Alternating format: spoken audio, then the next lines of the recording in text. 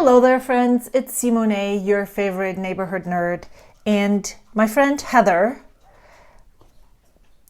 invited us to participate in Maker May, I believe it's what she called it. And I thought this was a great opportunity to talk about all of the Maker pens that I currently own. As you can see, there is 7 pens on my tray. This is a placeholder for one of the pens that is not here with me right now. I also have one on commission that should be ready sometime during May. So maybe by the time you watch this video, this is not what my current state of the Maker pen collection looks like. I started out my Maker pen journey with Franklin-Christoph pens, not this specific model and pen. I purchased a Franklin-Christoph Model 2 at the San Francisco Pen Show in 2022. And then I purchased another one at the San Francisco Pen Show in 2023. I have since sold both of those pens because their mechanism of closure does not work for me. And so they're no longer in my possession. This is the only Franklin-Christoph pen that I currently own. It is now I don't even know this model anymore. Now this is a Pocket 20, P20. Maybe it's just the Model 20. It's a pocket pen. I received this as a gift from my friend Kristen. There is no nib in here right now. It houses, just like all of the other pens that are in my possession, JoWo number 6 compatible nibs. And I, just as with my other Franklin-Christoph pens, struggle with the evaporation that those pens have. I also am not sure if you would still call these Maker pens because they are machined and not hand-turned pens as the others that you can see on the tray here. However, they're also not manufactured somewhere in big processes. Now that sounds weird. In big factories. So I would feel like Franklin-Christoph is somewhere in between a big pen manufacturing company and the people that do hand-turned pens. For instance, I know that if you're someone who is a pen turner or makes pens for a living, I would really love to learn more about the difference between actually hand turning a pen and then also having a CNC that makes parts of the pen for you. I would love to know what the differences are, where, all of those things. I can't even, put these thoughts into questions. Maybe what is the handmade aspect of a pen that is made by a machine? How much hand making is involved in a machine still? Stuff like that. I would really love to know that because I'm super curious, as you might know. This one was gifted to me last summer at the San Francisco Pen Show in 2024 by my friend Kristen. And I'm still looking for the perfect nib combination with this pen. If you've been following my channel for a while, you know that I was very big on swapping pens around from different pens to different pens. Oh, I want to use a fine nib with this pen. No problem. I'll unscrew the nib and put it back in. Right now, as of this moment in May 2025, I am more of the mind that I would like a perfect pen and nib pairing. Because I have noticed over time that sometimes a nib feels different in different pens, if that makes sense. And so sometimes the pen or the nib experience is better or worse in two different pens. I hope I'm clear on what I'm trying to say. So what I have found is that once I'm enjoying a specific nib in a maker pen, I'm very likely to marry that pairing with each other because it just brings me so much joy to have that nib in this pen. Because I'm also not matching my pen with the ink that I put in there, this is a no-brainer for me. I don't have to, if I'm looking at this pen, it is a green leaning teal, I would say, almost very bright sea foamy color. I'm not only putting this specific color of ink into this pen. If I feel a dark brown, then I will put a dark brown into this pen. So I'm not bound by the color of the pen on what ink I can put in there. So I have the opportunity to marry the nib and the pen together, if that makes sense. I'm asking if that makes sense a lot, but it feels like it's very specific. This is not something that you have to do. You can switch and swap nibs around as you please. But for me, at this point in my pen journey, I have found that it's also just to keep track of my nibs and to just, okay, if I take this pen, I know what nib is there. I don't have to keep track of this specific nib. The Schon Design Monarch nib with a medium tip is on this pen. And if I want to write with that nib, I will choose this pen. Possibly. I will go through and show you and talk a little bit about all of those pens now, and then talk about all the nibs that I still have without a marriage and what I'm trying and how that is going. This was a second-hand pen that I purchased from Candace of Inks and Anchors.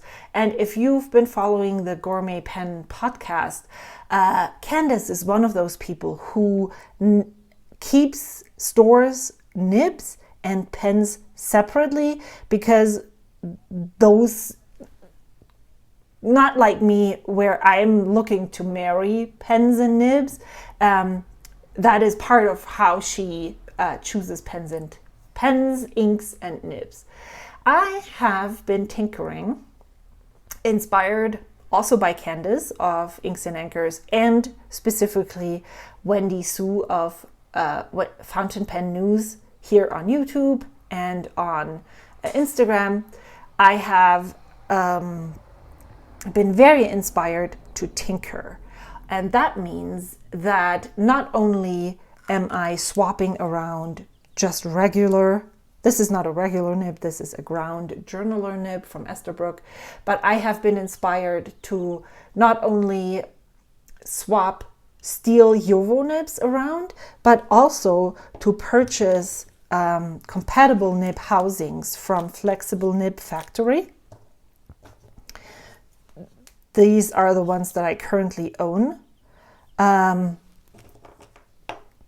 think 4 I am currently owning, so that I can house Sailor Pro Gear nibs, Pilot nibs in JoWo, put those into JoWo colors, and then be able to put them into my maker pens.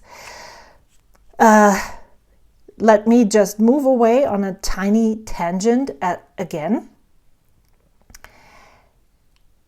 I like steel nibs okay, but I'm not specifically a huge fan of JoWo steel nibs. They're okay, but they don't evoke a, that loving feeling in me that, for instance, a Sailor Pro Gear nib does. I have fallen head over heels in love with the 21 karat Sailor Pro Gear nibs. And being able to put those nibs onto maker pens has elevated the experience for me by a tremendous amount.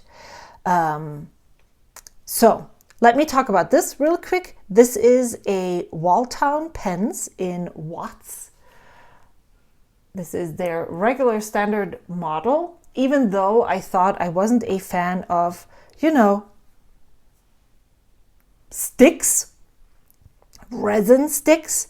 I have come to enjoy the plainness of these, squared off sticks, basically rounded. I've also learned that I really, really like when a maker pen is polished, well polished. There is a lot of work going into the finishing of this pen. It shines. The threads are very well made as well. That is something that I really look towards when I am purchasing a maker pen. And so there have been some maker pens that I have sold specifically because I wasn't satisfied with how they were polished and how the threads would fit with each other. But this one was my very first one. This specific resin is the Sebastian model resin from Turned Pen Co. And if you look at the pens, you might be able to determine a pattern. I really like when there is sparkles in there, specifically holographic sparkles. I'm not necessarily a fan of all the swirls unless they are really bright colors like this one. Getting this as one of the first maker pens has set the bar of my expectations into how a maker pen should be made, how it should be finished, really high, because Walltown Pens does amazing quality in pens. So much so that I'm actually hesitant to purchase pens from makers that I haven't seen or tried yet. Because I'm afraid that they won't live up to my standards. So I'm more likely to purchase a second maker pen from someone that I've already owned than to venture out and buy from others. Then I was able to test someone's Bone Crusher 7 Studios Velma. My friend Shauna from Serial Nana had talked about these pens extremely highly. I fell in love. I purchased a pen and then I sold it on to Shauna because it was the pen that she had been fawning over for a while. I thought I would like it because it also was quite bright colors, but it wasn't really the pen for me. And then in the beginning of this year, I stumbled across this one on the virtual pen show, and this looks extremely bare. There's no swirls. This is one single color resin. But if you look at this in the sunlight, if the sun catches this, you can see the sparkle. And I do have a little snippet of this in the sunlight, and I will put it over here so you can see it. So this is a secondhand. So I'm the second owner of this pen, or I don't know, maybe the second owner. I purchased it secondhand.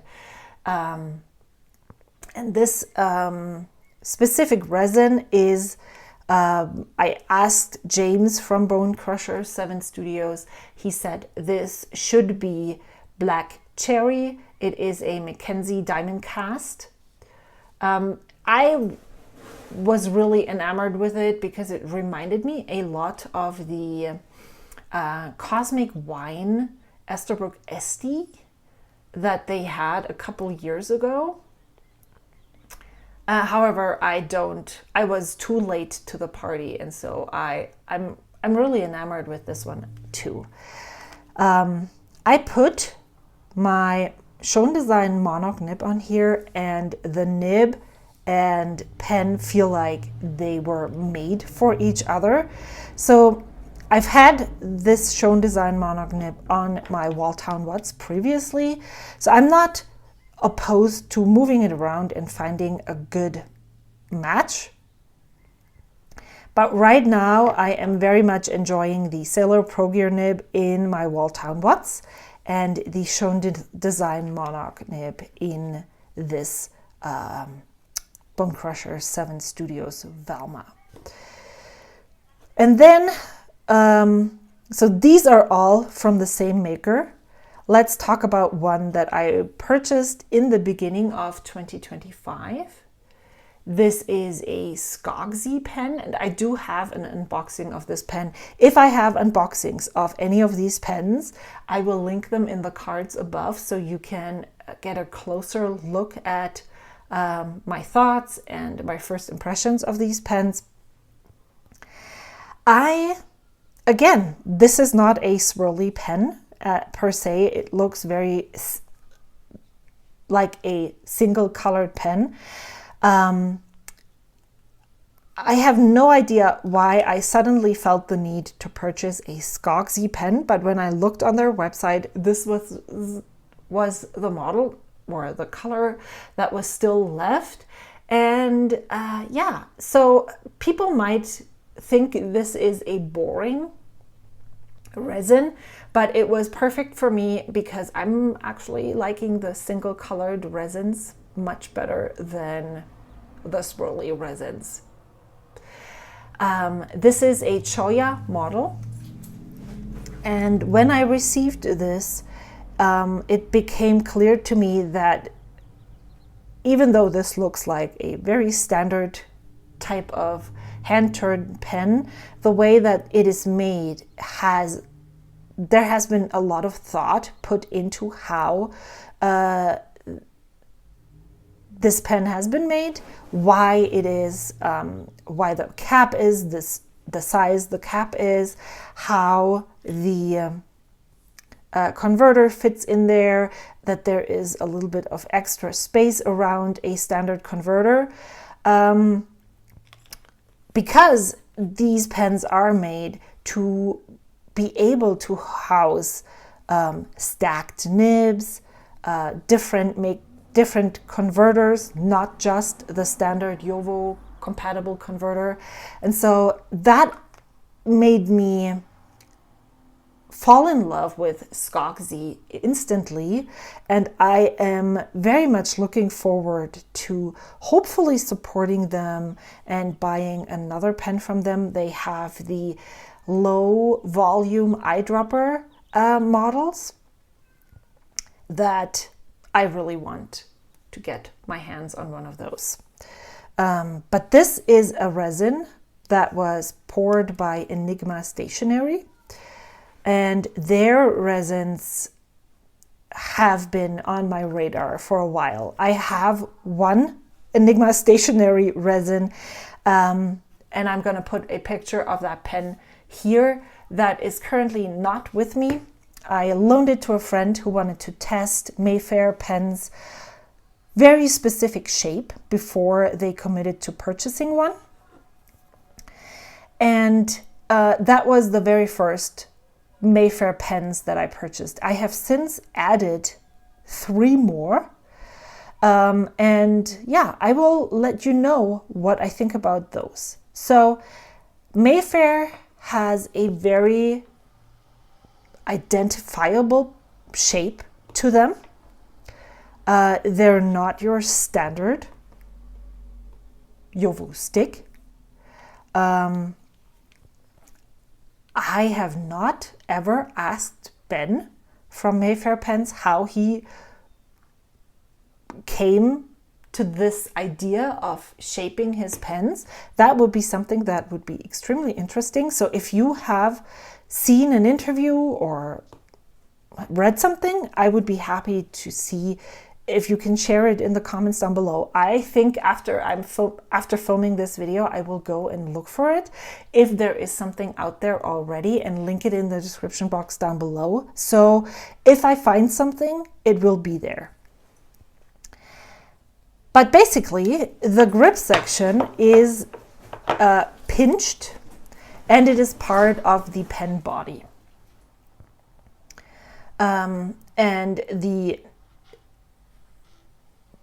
cap screws on to be very flush here. If you look at mine, you will see that they're not flush. Because I have found that even though the grip section is very pronounced, that my fingers start creeping down over this edge, and then this edge is extremely sharp. And so I had asked Ben to actually adjust all of those grip sections and round out this specific corner. So if you purchase one of those pens from his website and you think that you might not like this really rough edge, it looks very similar to back here. I hope you can see that. Then I would reach out when you purchase your pen. You could leave a comment and say that you would love the section or this edge to be smoothed down. Thank you so much to the person who commented on one of my videos that Ben does that for them, because that led me to be able to keep all of those pens and add even more. This is the Narya model. This is the pocket pen. This is an eyedropper fill pen. It currently houses a beak nib that was ground by Matthew Chen. I am not sure that this nib is the perfect nib for me in general. I'm thinking of swapping it out, but I still have some ink here and it's a nice pen. Let me show you what, it's probably not going to write easily because it usually sits nib up. Nope, I was proving myself wrong. So I like this,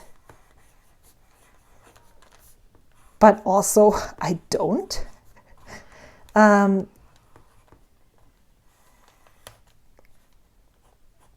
Well, now it works well. So maybe it is for me. This is definitely one of those nibs that I'm not sure it was the perfect nib for me. I bought it because I thought I would be able to make great headers with this. However, every time I've used it, I have had trouble getting it started. Not like I am having now, zero trouble. If it worked like this all the time, I would use this even more often. So what I like about this is that it's just so fun. So I had originally married these two together. Then I struggled with it for a little bit. Now it's working right now, so maybe I'll leave it. I wasn't too happy with this pen in the beginning, and I'm still not super in love with it. The reason for this is because just cosmetics. As you can see, the barrel here has only silver glitter in it, and I'm a sucker for holo. And I think when I purchased it, I was just too fast in checking out that I didn't check the photo, because I would have seen that in the image that it isn't holo glitter. And yeah, it's just, I don't know, it does nothing for me. But I also feel like, you know, I already spent the money. I really like the pen in general. Do I really have to have pens that I'm always super in love with? Especially when I am categorizing it as a play pen. Even though I'm looking to diversify my maker pens, I would totally not be opposed to getting another one that could house a different pen. What I'm very curious about, and this is going to get extremely messy, let me put on a glove, is I have a nib that always looks a little bit too tiny in all of the pens that I have, which is this one. This is a Pilot number 5 nib that I took out of a Custom 74 because that is so narrow and so uncomfortable for me to write with, and put it into a JoWo number 6 housing. And I want to see what this nib looks on this pen.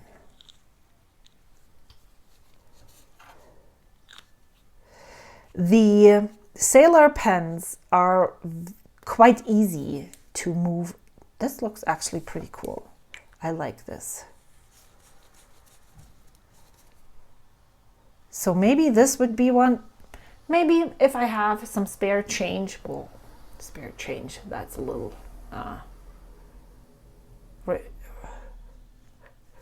rich person talk. I don't have a little bit of spare change right now. But maybe, you know, if I'm feeling the FOMO itch, which I'm very hard trying to work against, I could see myself adding another one of these Naria models to be able to house this pen nib permanently. The reason why Pilot, so let's go on another tangent. If you are thinking about moving Pilot nibs or Sailor nibs, or for that matter Platinum nibs, however, I don't have any, so I have not done that. Moving Sailor nibs to another JoWo compatible housing is fairly easy, because you can purchase the housing, move the nib, put the nib into the pen, and most likely the converter will fit into the pen and the pen barrel. So as you can see here, this is a cartridge, but I could also use a converter.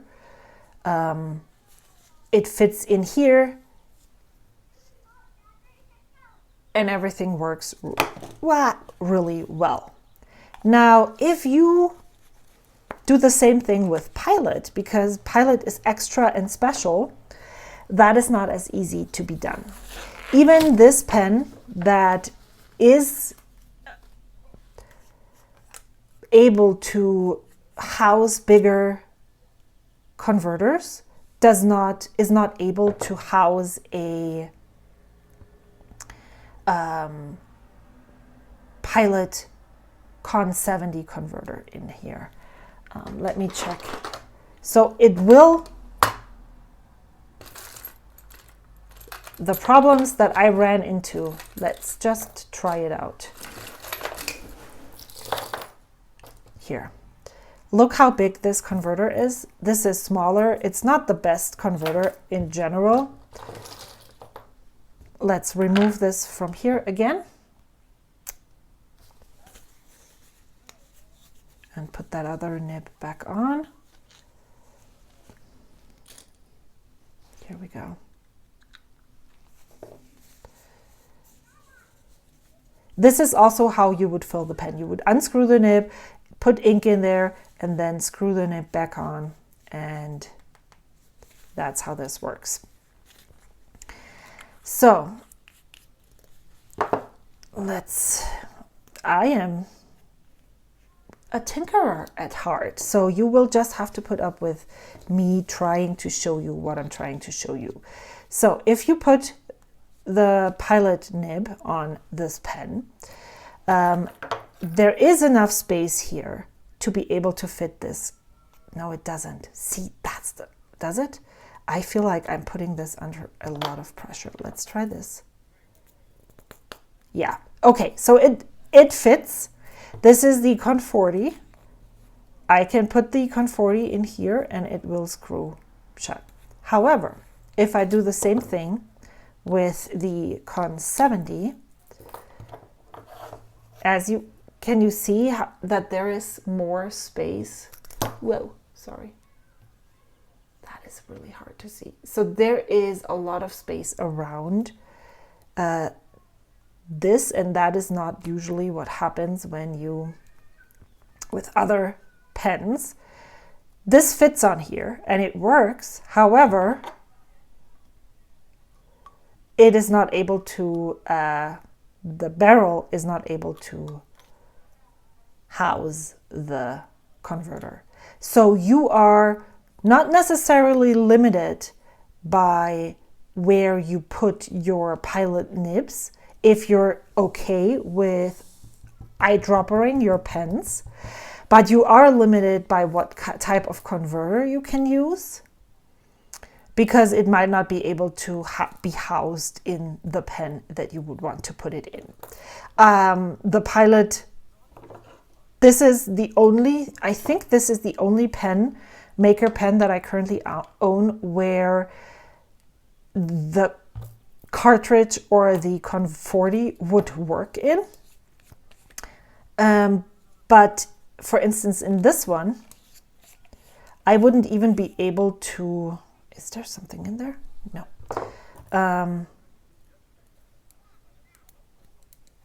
Okay. Wow. Okay. Something that is also quite interesting with these flexible nib factory housings is that they are all friction fit. And so if you need to unscrew this and you have screwed it in too tightly, you will just rip out the nib, as I just did, and you won't be able to unscrew the housing. Now, I just stick my fingers in here into these slots, and then I'm able to get it out. But I can just show you this will not even fit into the section of this pen. It just goes down a tiny bit, and so it won't even fit in here. So the Pilot pens, Pilot nibs, will only fit into pens that you can either eyedropper or that have enough circumference on the inside to house the cartridge or the converter. So that's something that you should be considering when you're starting to play. It's not necessarily an issue for me because I have this beautiful teeny tiny Narya that I can use for that thing. I also am not opposed to eyedroppering any of my pens. In theory. In practice, that looks a little different because I'm not sure that I would want to fill this whole pen barrel with ink. So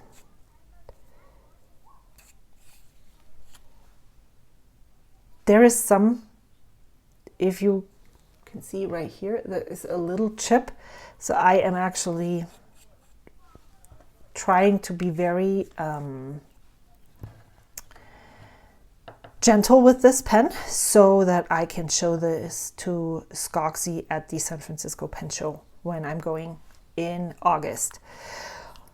Okay, so the other two pens that I currently own are also Mayfair pens. I'm not sure, well, actually, I am sure I can tell you exactly why. I'm very drawn to Ben's pens in comparison to any of the other makers. This pen drew me in because of the specific resin. But what the maker does is a really great job at making the pen. However, it's one resin and that's it. This pen drew me in because of the amazing way that the threads are done, the comfort of this pen, and how it just, the size and weight. This is a perfectly made pen. The resin is nice, but it's not something that would,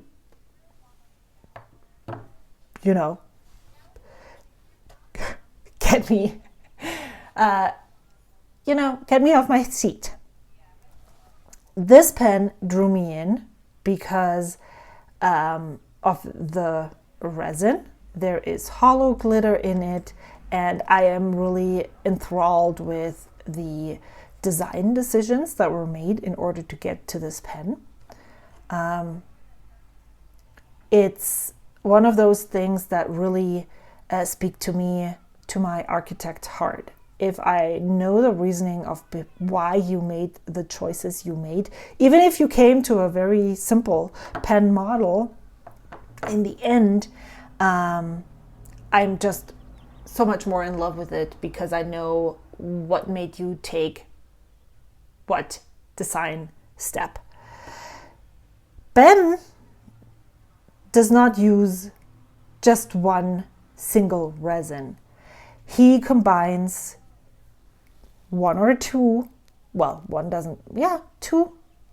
mostly two resins with each other.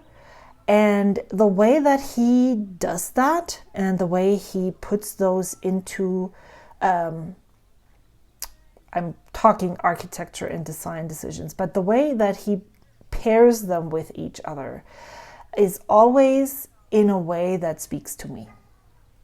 There is sometimes a little bit of tension, there is some contrast, there is something that makes them stand out to me. And so when I see his pens, every time he posts a drop, there's at least one pen where I'm like, oh my goodness, this is great. And this is one that totally spoke to me. I love how dark and moody the resin is of the whole pen. It is a very hard to decipher blue pen. Again, on camera it looks dark blue, but when you look a little closer, there are some striations where there is a little bit of color difference, where there is a little bit of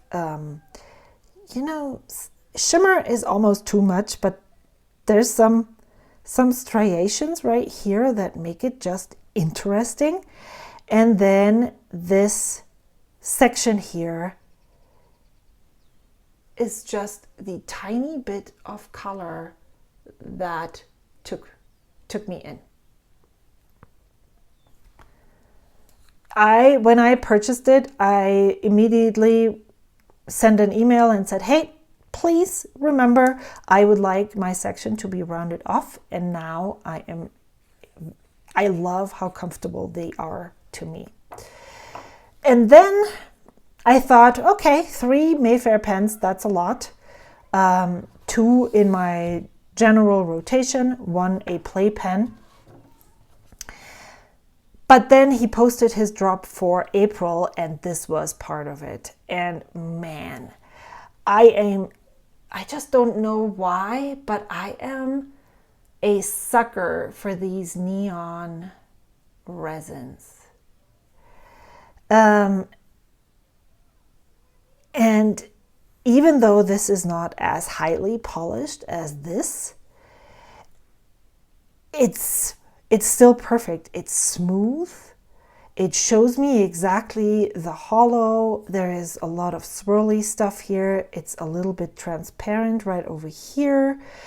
The finial is drama in itself. This is what the back looks like. I actually haven't even looked at this before. The cap is a lot of this neon yellow. Again, in the green, there is some sparkle here. And then you have this translucent, but it's actually blue translucent, I think. Yeah, so, and then combined with this clear hollow glitter, this looks like your average teenage punk who is rebelling against his parents, and then this almost classy glitter that looks more like opera house to me. I don't know why this is what the associations that I have with this, but then combining these together makes it just look so good. And yeah, so here I am setting a timer for his pen drop, refreshing the page while I'm on my walk with Max, and buying it the first thing that I can get. He again rounded out the grip section for me. I believe that the pen bodies are very similar to each other. Yeah, as you can see, there's not much difference, and I would assume that you could, in theory, screw on this cap onto this pen, and you could screw this cap onto this. I don't really know why you would want to do this, but I just want to show you that his pens are quite modular in making, which I also find very appealing. I love when makers are able to make different things from the same shapes. This is the Goldberry model. It looks very similar or tulip shaped, which is something that I thought I would never ever get because it's so out there. But again, with this resin, which is more teenage rubble in my eyes, and then this very feminine tulip shape, it's just a big juxtaposition to me. Yeah, so I guess I'm very into pens that look like nothing from the outside, straight up sticks that are perfectly well constructed, that are polished, and have amazing details. Like these three, I would call those that. And then pens that I could talk about like art or architecture. So there's two different styles. As you saw when I unscrewed this cap, I have another sailor nib on this.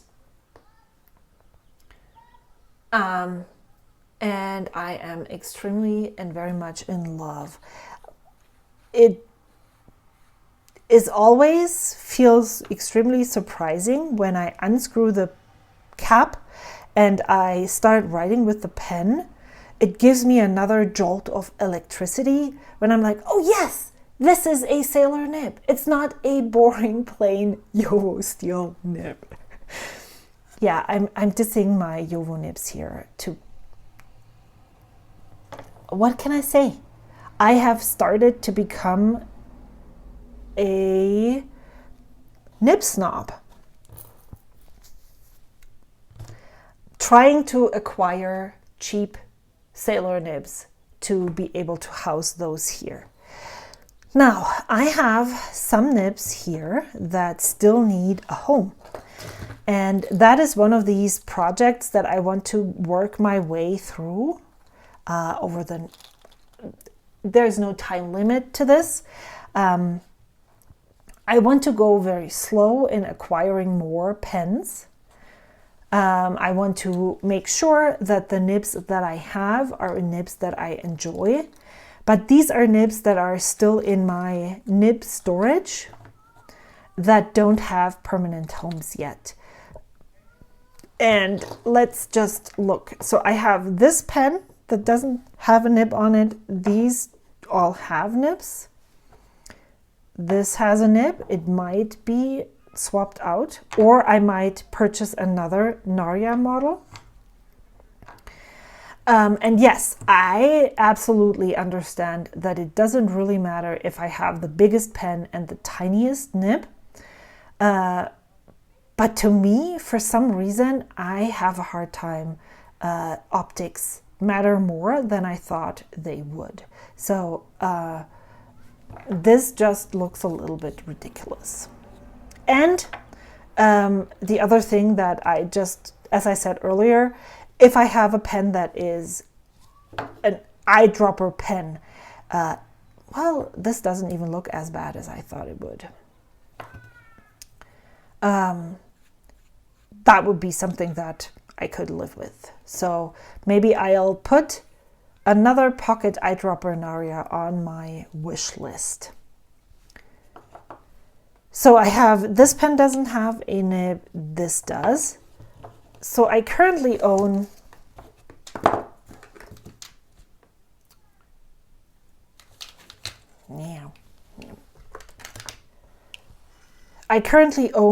three pens that, well, four with the one that is not here, that are JoWo number 6 nib compatible, that don't currently have a permanent nib 5 then attached to them. I have, this is a regular medium size nib. However, this is the Carolina Pen Co. nib that came on the Convert model. If you watched that video, you might have heard me gush about how amazing this nib writes. So this is one of those nibs that I'll definitely keep in my collection, untouched, unaltered, so that I can put it onto a pen. I have a journaler nib from Esterbrook. These are ground by Gina Salarino. Then I have 3 Franklin Christoph SIG nibs, a medium SIG nib, a broad SIG nib, and an extra fine SIG nib. And I've been struggling with these stub type nibs recently. I think I'm tilting my pen too much for these to be enjoyable for me.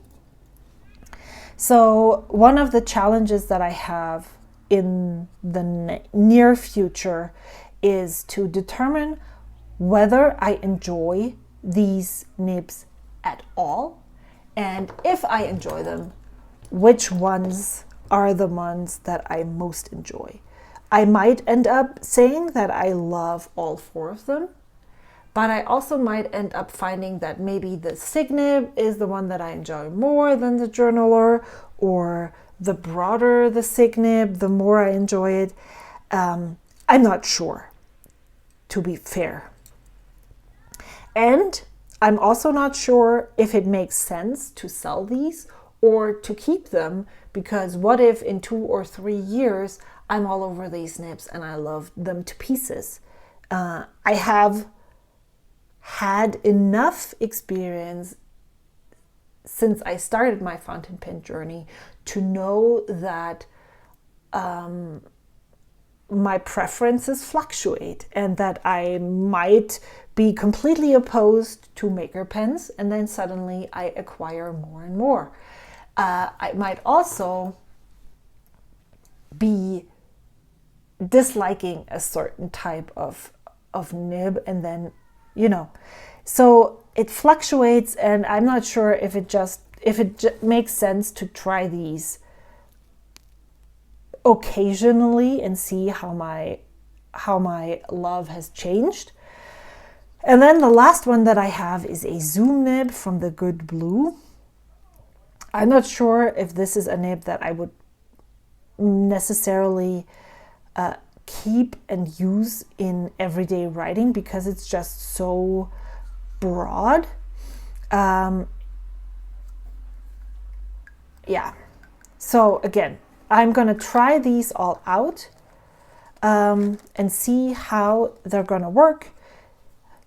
I currently have quite a few pens inked for the month of May, but there's always more months coming. So who knows? What I'm very hesitant is to put a specialty nib into this pen because I always have issues with these pens drying out, and the way that I use my pens is not that I write with every single pen every day. That's one of those things that you definitely need to be aware with pens. Do they seal well enough for your personal preference? How is the ink evaporating? Is the pen drying out? Yeah. So I have no clue if this was even an interesting video.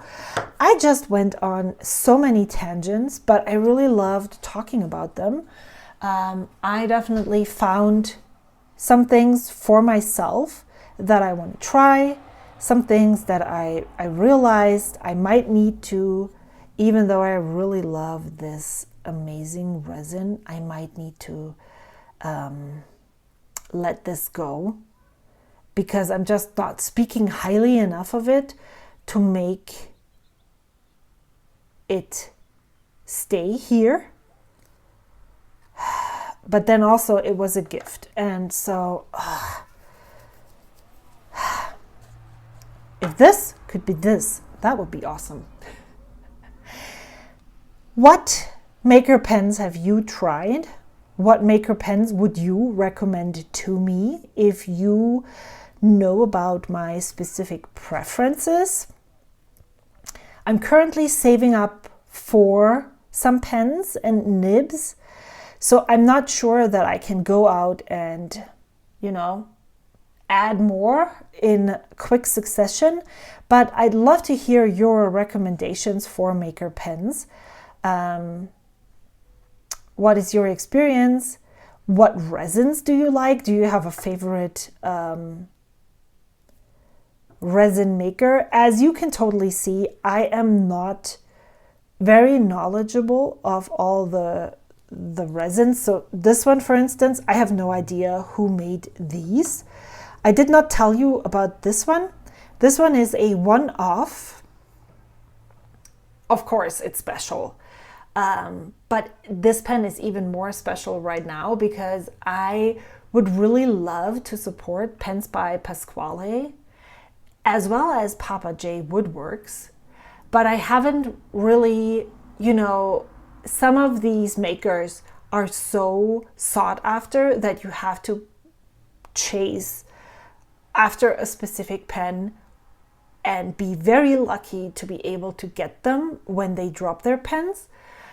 But I think this is a Papa J pour, and this is a one-off from Pens by Pasquale. So even though I don't own any of their maker pens yet, I do have some of their artistic, some of their art in my possession, which makes me extremely happy. So, I think this is a Stormwinds blank, and I think this in here is also a Stormwinds blank, but I'm not sure. I hope you enjoyed listening to me nerd out about maker pens, my experiences. Again, as I said earlier, I'd love to hear your experiences down in the comments below. I will see you again soon. Until then, bye.